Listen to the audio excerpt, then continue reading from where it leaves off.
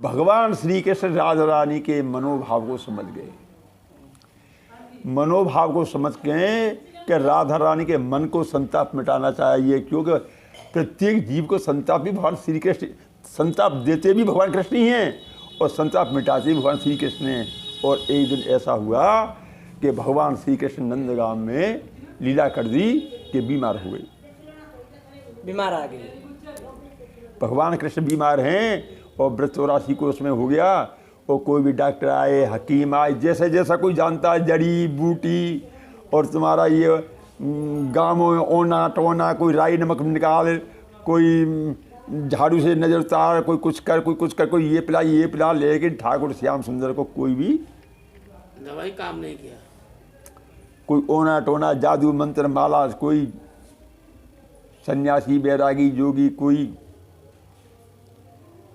सब सोचने लगे कि आखिर में ऐसी बीमारी क्या है जो श्री कृष्ण भगवान थोड़ा भी आराम नहीं पा रहे हैं। तो कोई ब्रजवासी बोला कि ऐसा है कि इसी को पूछ के देख लो ना, कुछ खाने की पीने की कुछ इच्छा हो तो शायद भूख, कोई रोग को भूख लग जाए तो ठीक हो जाएगा। और भगवान श्री कृष्ण को पूछा, लाला कन्हैया तू ये बता बात कि आखिर तेरे मन में क्या है, कुछ खाने की, पीने की, घूमने की, कुछ भी, किसी से मिलने की? बोले जो तेरे रुक की जगह बन जाए।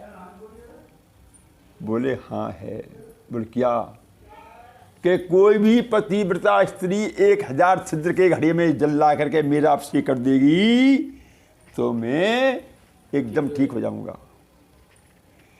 1000 छिद्र के घड़े में जल, अरे बाबा, एक छिद्र हो जाए घड़े में तो जल से वो घड़ा भरा ही नहीं जाएगा। और 1000 छिद्र के घड़े में नहीं, कोई पतिव्रता स्त्री होगी तो ऐसा हो जाएगा।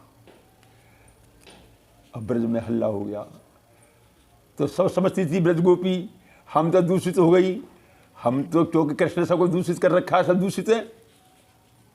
हालांकि उनकी के एक लीला थी वो, लेकिन उनके अंदर भातुरा हम रात एकांत राधा रानी को मतलब वो जो निंदा से मुक्ति करने के लिए ये लीला की है। हाँ, निंदा, लोक निंदा ना हो।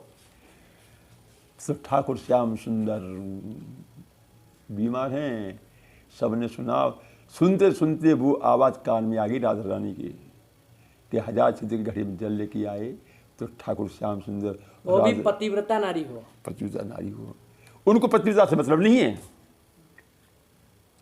ये तो उन्होंने कहा कृष्ण ने। हाँ, ये पतिव्रता दिखाना चाहते हैं वो। कोई भी स्त्री ला के तो मैं ठीक रहूँगा। ठाकुर श्याम सुंदर 1000 छिद्र के घड़े में जल लाने से अभिषेक से ठीक हो जाएंगे। तो राधा रानी ने झटपट एक कुम्हार को बुलाया और एक घड़ा बनवाया और उसमें 1000 छिद्र कराए। उस छिद्र युक्त घड़ा को लेकर के यमुना के पास में पहुंची। यमुना महारानी, आप तो कृष्ण की पटरानी हो, हम पाप पुण्य पतिव्रता समझती नहीं, जानती नहीं, हम तो गांव के गंवारी नहीं, हम क्या जानती हैं। लेकिन हमारे कृष्ण कन्हैया की स्वास्थ्य रक्षा के लिए तुमको इसमें आना पड़ेगा। और जैसे ही राधा रानी ने उस घड़े को यमुना में डुबा के निकाला और यमुना महारानी से बड़े वेग से, जल का स्वभाव होता है, जहाँ जगह मेरे पास जाएगा पूरी से पानी भर दो, गांठ लगा दो, रख दो तो इधर से हलेगी वो, जिस रास्ता कहाँ जाऊँ मैं।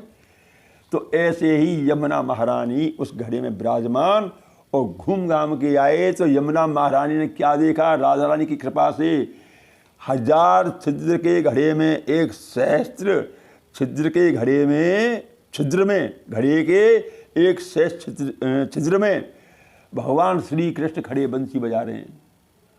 और ठाकुर श्याम सुंदर को छिद्रों में देखा यमुना महारानी ने। अब पति का उल्लंघन कैसे करी यमुना महारानी, चाहे जिस छिद्र में जाए, घूम घाम के इस छिद्र में जाए, उस छिद्र में, लेकिन 1000 छिद्र में खड़े 1000 श्याम सुंदर खड़े बंसी बजा रहे हैं। और यमुना महारानी उसमें घूम के घड़ा में और चुप बैठ गई। और राधा रानी जल लेके आई। ब्रजवासियों ने देखा राधा रानी जैसी पतिव्रता, राधा रानी जैसी सती स्त्री ब्रज क्या विश्व में क्या अखिल ब्रह्मांड में कोई होने वाला है। सारे ब्रजवासी राधे राधे राधे।